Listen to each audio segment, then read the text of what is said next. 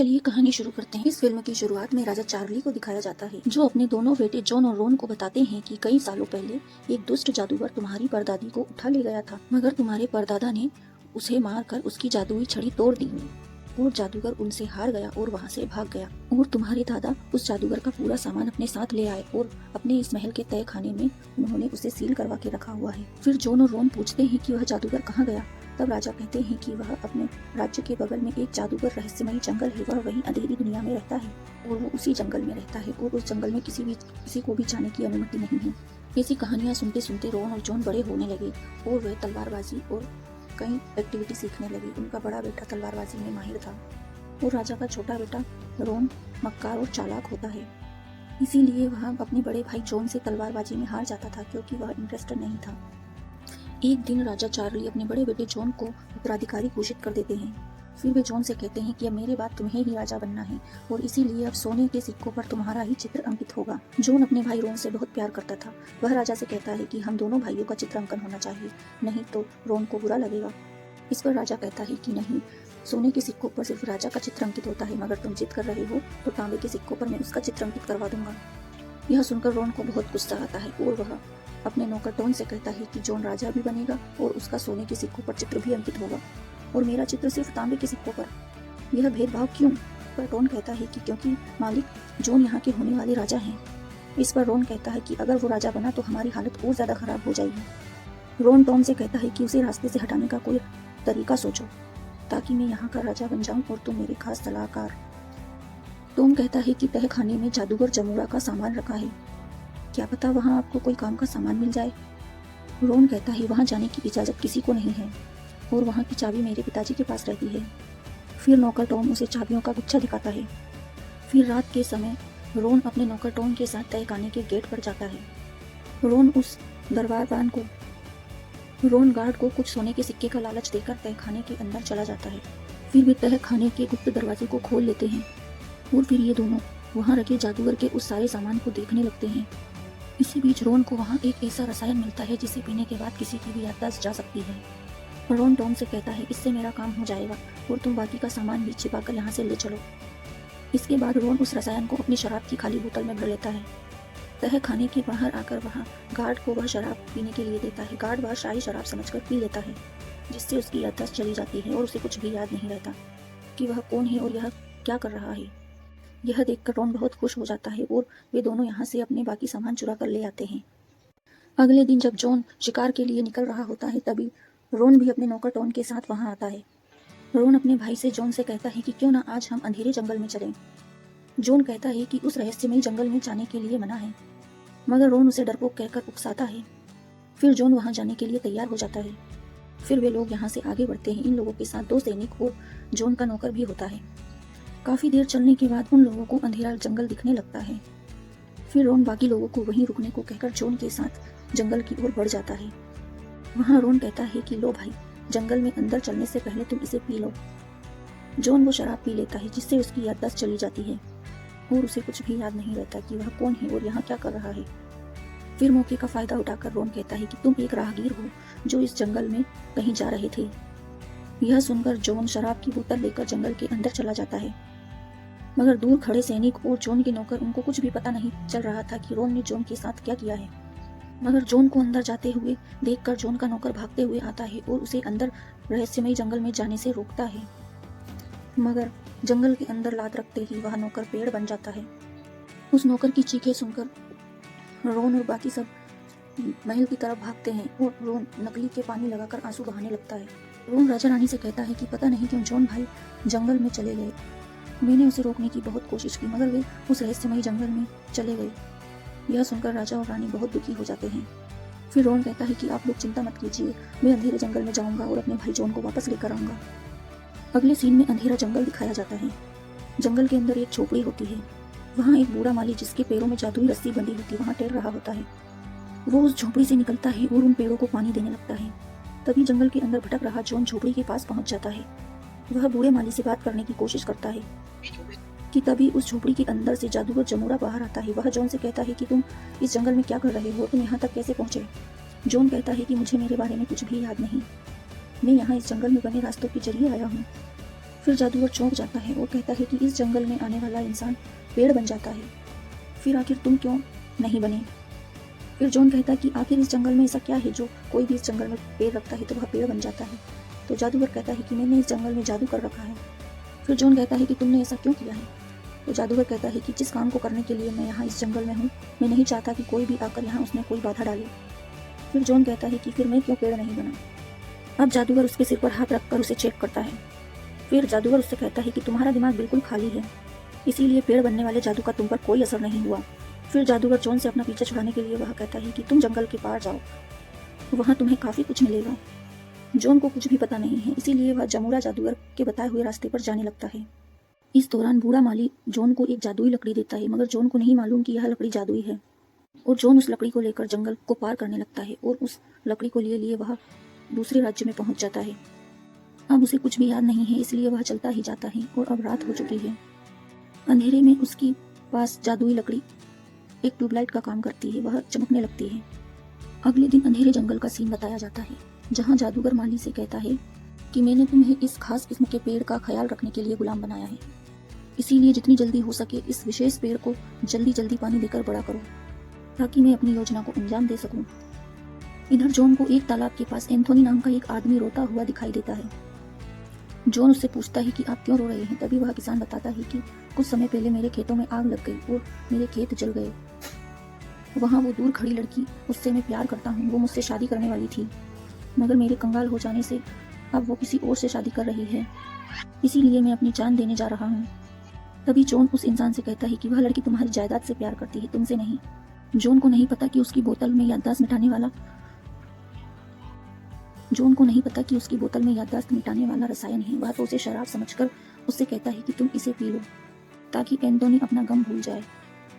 शराब पीते ही एंटोनी भी सब कुछ भूल जाता है। इसके बाद वे दोनों खुशी खुशी वहां से आगे बढ़ते हैं। अगले सीन में रोन और उसके नौकर टॉम को दिखाया जाता है, जो कि राजा रानी से झूठ बोलकर जॉन को ढूंढने निकलते हैं, मगर वे जंगल में ना जाकर पड़ोस के राज्य के सराय में जाकर रुकते हैं।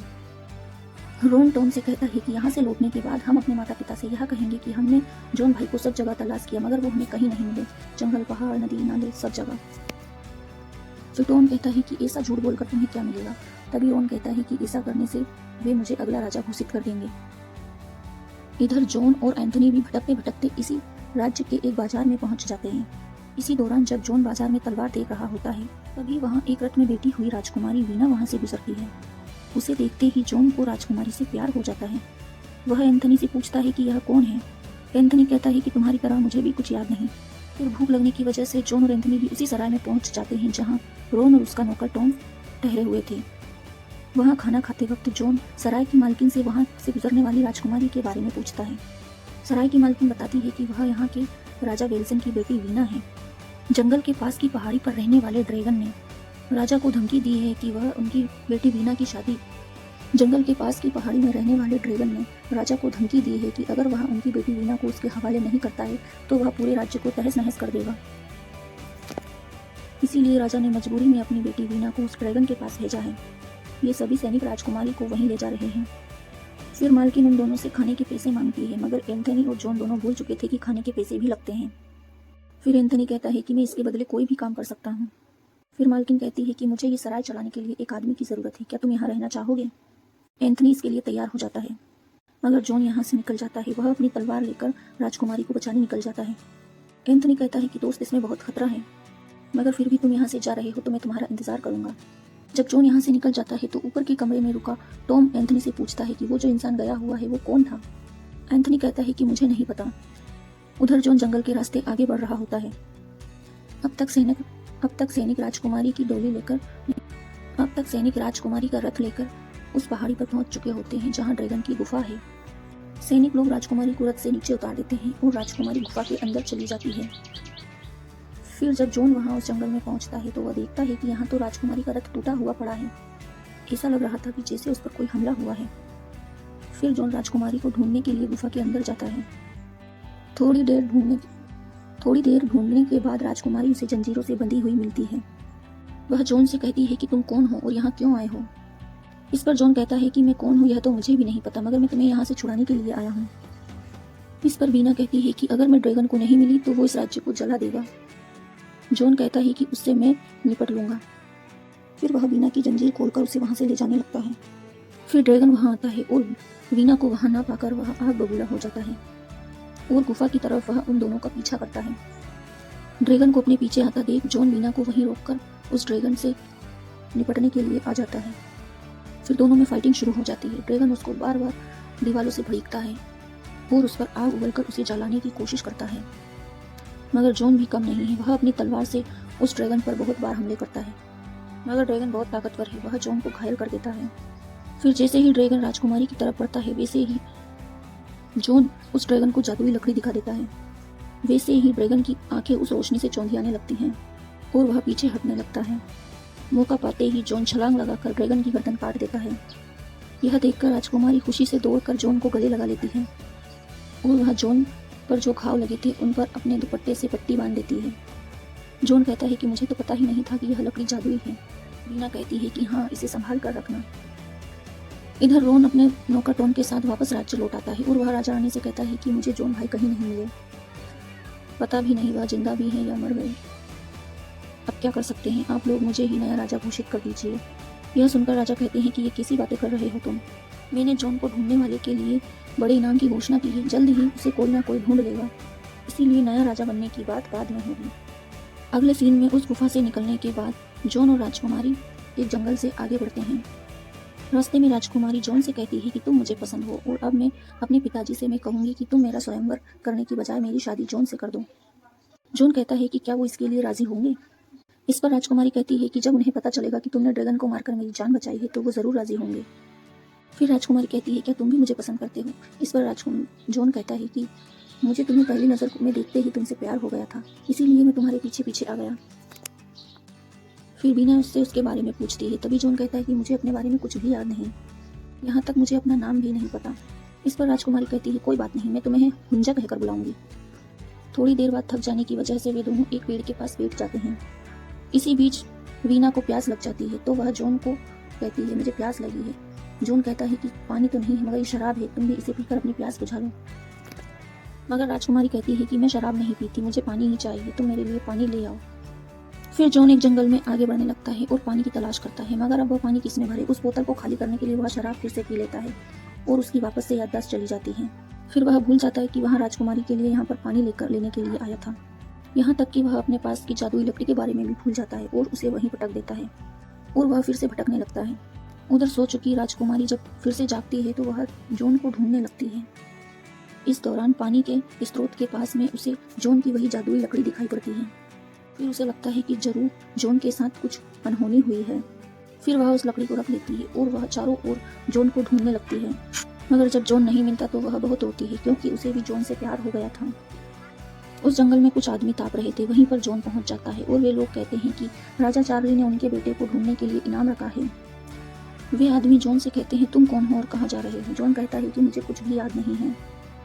वे लोग जॉन से कहते हैं कि अगर तुम हमारे साथ जॉन को ढूंढने उस अंधेरे जंगल में चलते हो तो हम कुछ पैसे तुम्हें भी दे देंगे। उन लोगों को नहीं पता कि वही इंसान जॉन है और जॉन को भी कुछ नहीं पता कि क्या चल रहा है और वह भी उन लोगों के साथ अंधेरे जंगल में जाने के लिए तैयार हो जाता है। अगले सीन में सराय को दिखाया जाता है जहाँ पर एंथनी काम कर रहा होता है। वहाँ पर एंथनी और मालकिन को दिखाया जाता है। मालकिन और एंथनी एक दूसरे से प्यार करने लगे थे। अगले सीन में जॉन उन खोजी लोगों के साथ घोड़े पर बैठकर उस अंधेरे जंगल की ओर बढ़ रहा था और इधर राजकुमारी थक हार कर जॉन को ढूंढते ढूंढते वापस से अपने राज्य में आ जाती है। उसके पिता राजा विल्सन अपनी बेटी को जिंदा देखकर बहुत खुश होते हैं। फिर राजकुमारी अपने माता पिता से कहती है कि जिसने मुझे बचाया है मैं उन्हीं से शादी करना चाहती हूँ। फिर राजा कहता है कि पर तुम कह रही हो कि वो कहीं चला गया है, मगर वो नहीं आया तो फिर तो हमें तुम्हारी शादी का स्वयंवर कराना ही होगा, क्योंकि यह हमारे खानदान की प्रथा है, जो भी उस प्रतियोगिता में जीतेगा उसी से तुम्हारी शादी होगी। इस पर राजकुमारी कहती है मगर मैं उसी लड़के से प्रेम करती हूँ। मगर राजा विल्सन कहते हैं कि मगर उसका कुछ अता पता नहीं है, इसलिए मुझे स्वयंवर की प्रतियोगिता तो करनी ही होगी। इसके बाद राजा विल्सन के आदेश पर उनके सैनिक चारों तरफ राजकुमारी के स्वयंवर के पर्चे चिपकाने लगते हैं। दूसरी तरफ जॉन उन खोजियों के साथ अंधेरे जंगल में पहुंच जाता है, मगर उसके अंदर जाते ही बाकी सभी लोग पेड़ बन जाते हैं। मगर जब जॉन को उसके पीछे कोई नहीं दिखता तो वह अकेला ही आगे जंगल में बढ़ने लगता है। अगले सीन में जादूगर जमूरा को दिखाया जाता है, जो अपने माली से कहता है कि एक बार यह पौधा बड़ा हो गया तो मैं इससे फिर से जादुई छड़ी बनाऊंगा और मैं राजा चार्ली के खानदान को तहस नहस कर दूंगा और मैं पूरी दुनिया पर राज करूंगा। इतने में जॉन भटकते हुए फिर से जादूगर की झोपड़ी के पास पहुंच जाता है, मगर उसे यह याद नहीं होता कि वह पहले भी यहाँ आ चुका था। जादूगर उसे वहां देखकर फिर से चौंक जाता है और उससे कहता है कि तुम फिर से यहाँ आ गए और इस बार भी तुम पेड़ बनने से बच गए। इस पर जॉन कहता है कि मैं तुम्हें नहीं जानता, क्या मैं यहाँ पहले से आ चुका हूँ? यह सुनकर जादूगर चमक जाता है और वह सोचता है कि फिर से इसकी याददाश्त जा चुकी है। उसके हाथ पर बंदी पट्टी देखकर जादूगर कहता है कि तुम्हारे हाथ पर यह चोट कैसे लगी? जॉन की याददाश्त जा चुकी है, इसलिए उसे नहीं पता कि उसे यह चोट कैसे लगी। वह कहता है मुझे नहीं पता। जादूगर कहता है कि मैं तुम्हें बता सकता हूँ कि तुम्हें आखिरी बार किसने छुआ था। अगले सीन में रोन को राजा नहीं बनाने के चक्कर में राजा अपने पिता से बहुत नाराज है और वह उन पर बहुत ही ज्यादा गुस्सा करता है। फिर टॉम उसे राजकुमारी के स्वयंवर का पर्चा बताता है और यह देखकर रोन कहता है कि अगर मैंने प्रतियोगिता जीत ली तो राजकुमारी भी मेरी हो जाएगी और उनका राज्य भी मेरा हो जाएगा। टॉम कहता है हाँ मालिक, फिर तो आप दोनों राज्य के राजा बन जाएंगे। यह सुनकर रोन बहुत खुश हो जाता है और वह राजा के पास जाकर वीना के स्वयंवर में जाने की इजाजत मांगता है। उसके पिताजी कहते हैं कि ठीक है तुम चले जाओ, मगर तुम लड़ाई में कमजोर हो। मगर रोन के पास जादूगर का कुछ सामान था और इसी के दम पर वह कहता है कि आप चिंता मत कीजिए, मैं ही स्वयंवर जीतूंगा। असल में राजा को यह नहीं पता कि रोन ने तय खाने से जादूगर का सामान चुरा लिया है। दूसरी तरफ जादूगर जॉन के हाथ पर बंदी पट्टी को पानी में डाल देता है और कुछ मंत्र पढ़ता है, जिससे पानी में राजकुमारी की तस्वीर दिखने लगती है। जादूगर कहता है कि इसी ने तुम्हारे जख्म पर कपड़ा बांधा था। याददाश्त की वजह से वह राजकुमारी को पहचान तो नहीं पाता, मगर फिर से उसका दिल राजकुमारी पर आ जाता है। मगर जॉन को इस बारे में कुछ नहीं पता। वह जादूगर से पूछता है यह कौन है? इस पर जादूगर जमुड़ा कहता है कि यह पड़ोसी राज्य के राजा विल्सन की बेटी वीना है और कुछ ही दिनों में इसका स्वयंवर होने वाला है। जो भी इस स्वयंवर को जीतेगा उसकी शादी उस राजकुमारी वीना से हो जाएगी। यह सुनकर जॉन कहता है कि मैं भी इस प्रतियोगिता में जाना चाहूंगा। अब जॉन से छुटकारा पाने के लिए जादूगर उसे जंग लगा हुआ एक कवच देता है। जॉन को यह नहीं पता कि जंग लगा हुआ कवच बेकार होता है, मगर वह उस कवच को पहनकर राजा विल्सन के यहाँ निकल जाता है। फिर रोन राजा विल्सन के पास पहुंच जाता है और राजा विल्सन उससे कहते हैं कि तुम हमारे पड़ोसी राज्य के राजा के बेटे हो, हमें तुम्हारे बड़े भाई के गायब होने का अफसोस है। और वे रोन से उनके कमरे में जाने के लिए आराम करने को कहते हैं। फिर कमरे में जाकर रोन प्रतियोगिता जीतने के लिए वह अपनी लाठी में एक जादूगर का रसायन लगाता है। इससे लाठी का आगे का हिस्सा लोहे का बन जाता है और वह टॉम से कहता है कि इस प्रतियोगिता में जो भी आएगा उसे लकड़ी की लाठी यूज करना होगा। मगर रसायन से मेरी लाठी का आगे का हिस्सा लोहे का बन चुका है, जो कि किसी को नहीं पता चलेगा, इसलिए अब मैं ही जीतूंगा। अगले दिन सभी लोग स्वयंवर में इकट्ठे होते हैं क्योंकि प्रतियोगिता हो रही थी स्वयंवर के लिए। राजा भी राजकुमारी और अपने परिवार के साथ उस मंच पर एकत्रित होते हैं। राजकुमारी इस उम्मीद में थी कि काश उसे ड्रैगन से बचाने वाला वह लड़का हुंजा भी यहाँ आ जाए। प्रतियोगिता में जिन जिन लोगों ने भाग लिया था वे सभी अखाड़े में आना शुरू हो जाते हैं, मगर जब जॉन नहीं आता है तो वीना निराश हो जाती है। अगले सीन में एंथनी को दिखाया जाता है जो कि उस सराय में काम कर रहा होता है। वहीं से जॉन गुजर रहा होता है, मगर जॉन को कुछ याद नहीं होता। उसे कुछ याद नहीं था इसलिए वह सीधा निकल जाता है, मगर एंथनी को याद था तो एंथनी उसकी तलवार से उसे पहचान लेता है। जॉन के वहां न रुकने पर उसे काफी हैरानी होती है। थोड़ी देर बाद जॉन भी उस प्रतियोगिता में पहुंच जाता है। आयोजन के कर्मचारी उसे जंग लगा हुआ कवच पहना हुआ देखकर उसका मजाक बनाते हैं। प्रतियोगिता में शामिल करने के लिए उसका नाम पूछते हैं, मगर जॉन को अपना नाम ही नहीं पता, इसलिए वह अपना नाम शूरवीर लिखवाता है। इसी बीच एंथनी भी वहां पहुंच जाता है और वह जॉन से बात करने की कोशिश करता है, मगर जॉन उससे कहता है कि मैं तुम्हें नहीं जानता। एंथनी के समझ में नहीं आता है कि जॉन उससे ऐसा क्यों कह रहा है। अब राजा प्रतियोगिता शुरू करने का आदेश देते हैं। उससे पहले रोन और वहां पर आए बाकी प्रतियोगियों में मुकाबला होता है।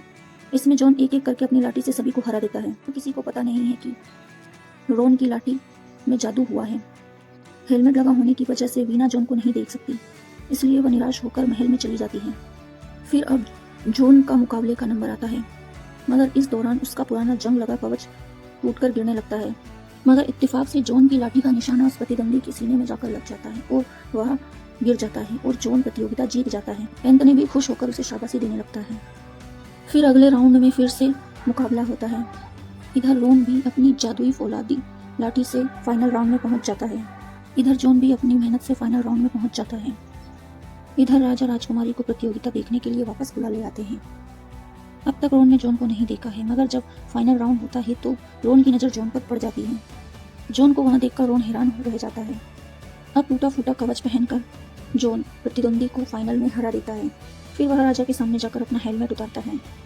उसे देखकर राजकुमारी बहुत खुश हो जाती है और वह राजा से कहती है कि यही वह इंसान है जिसने मुझे ड्रैगन से बचाया था। मगर याददाश्त चली जाने की वजह से जॉन राजकुमारी को नहीं पहचान पाता। फिर वे सभी लोग राजा के महल में जाते हैं और राजा उनसे कहते हैं क्या तुमने ड्रैगन को मारा? तभी जॉन कहता है कि मुझे नहीं याद है कि मैंने ड्रैगन को मारा है। फिर राजकुमारी उसके हाथ के घाव पर कपड़ा बंधा हुआ कपड़े से उसको याद दिलाने की कोशिश करती है, मगर उसे कुछ भी याद नहीं आता। वीना राजा से कहती है कि अब जब ये वापस आ गया है तो मेरी शादी रद्द करके इसी से मेरी शादी कर दीजिए, मगर रोन को यह मंजूर नहीं होता। रोन राजा से कहता है कि यह कौन है और इसने ड्रैगन को मारा है या नहीं इसे खुद नहीं पता, इसलिए नियम के मुताबिक जो फाइनल जीतेगा उसी को राजकुमारी मिलनी चाहिए। अब राजा भी नियम से मजबूर होता है क्योंकि अभी एक और मुकाबला होना बाकी था। राजा कहता है कि ऐसा ही होगा। अगले दिन भी जब वीना जॉन को याद दिलाने में नाकाम होती है तो वह समझ जाती है कुछ तो गड़बड़ हुई है। फिर वह चुपके से रोन के कमरे में जाती है। तभी रोन भी टॉम के साथ अपने कमरे में आ जाता है तो राजकुमारी जल्दी से बेड के नीचे छुप जाती है। तभी रोम टॉम से कहता है कि अच्छा है कि यहाँ किसी को नहीं पता कि वह मेरा ही भाई है और हमने ही उसे रसायन पिलाकर उसकी याददाश्त गायब की है। टॉम कहता है मालिक अब उसे आप फाइनल में कैसे हराएंगे? तभी रोन कहता है कि जिस तरह हमने बाकी सभी लोगों को अपनी फौलादी लाठी से हराया है, जादुई रसायन ने हमारी लाठी को वज्र बना दिया है। बेड के नीचे छुपी राजकुमारी यह सब सुन रही होती है और अब उसे यह सारी बातें समझ में आने लग जाती हैं। थोड़ी देर बाद राजकुमारी वह रसायन अपने पिताजी के पास ले जाती है और कहती है रोम अब तक बेईमानी से जीतता हुआ आया है, मगर राजा को इस बात पर यकीन नहीं होता और अब फाइनल भी शुरू होने वाला होता है, इसलिए वे शीशी फेंक देते हैं। इससे शीशी टूट जाती है और वह रसायन बिखर जाता है। वीना उस टूटी हुई शीशी का टुकड़ा उठा लेती है। लड़ाई से पहले अब वीना जॉन को नया कवच देती है और अब वह उसकी ढाल में जादुई लकड़ी लगा देती है। ये मुकाबले में लड़ाई होती है। तभी रोन अपनी फौलादी लाठी आगे करता है। तभी जॉन भी अपनी ढाल आगे कर देता है और उसकी लाठी टूटकर बिखर जाती है। अब रोन को कुछ समझ नहीं आ रहा था कि आखिर ये कैसे हुआ, जबकि राजकुमारी बहुत खुश होती है। अब राजा रोन से कहते हैं कि तुम दूसरी लाठी ले सकते हो। इसी बीच वीना रोन को रसायन की टूटी हुई बोतल का कांच दिखाती है, जिसे देखकर रोन समझ जाता है कि अब वो किसी भी लाठी को फौलादी नहीं बना पाएगा और साधारण लाठी से लड़ाई करने पर वह हार जाएगा। तभी वह राजा से कहता है कि मैं यह फाइनल मुकाबला तलवार से लड़ना चाहता हूँ। राजा उसे इजाजत दे देते हैं। अब रोन और जॉन में तलवार से लड़ाई होती है। रोन तलवारबाजी में वैसे ही कमजोर होता है, इसीलिए जॉन 1-2 बार में ही उसे गिरा देता है। अब तक जॉन और रोन के पिता भी वहाँ आ जाते हैं। वो जॉन को वहाँ देखकर बहुत खुश होते हैं। अब राजकुमारी राजा को पूरी सच्चाई बता देती है। दूसरी तरफ जंगल में वह जादुई पेड़ बड़ा हो चुका होता है और जादूगर उस पेड़ से एक और नई छड़ी बनाकर दुनिया पर हमला करने की तैयारी कर रहा होता है, मगर उससे पहले ही उसे माली के हाथ में जॉन की शराब की बोतल दिखाई पड़ती है, जो कि वहीं छूट गई थी। तो वह स्वाद चखने के लिए जादूगर उस शराब को पी लेता है। उस शराब में याददाश्त मिटाने वाला रसायन होता है, इसलिए अब जादूगर भी सब कुछ भूल चुका है और एक सामान्य इंसान की तरह जिंदगी जीने लगता है। इससे जंगल पर किया हुआ जादू भी खत्म हो जाता है और वे सभी पेड़ बने हुए भी इंसान बन जाते हैं और माली भी उसकी कैद से आजाद हो जाता है। उधर महल में राजकुमारी वीना और जॉन की शादी हो जाती है और रोन और उसके नौकर टॉम को जेल भेज दिया जाता है। फिर यह मूवी यहीं खत्म हो जाती है। आप लोगों को यह कहानी कैसी लगी? लाइक, शेयर, सब्सक्राइब कमेंट्स में ज़रूर बताइए। Thanks for watching.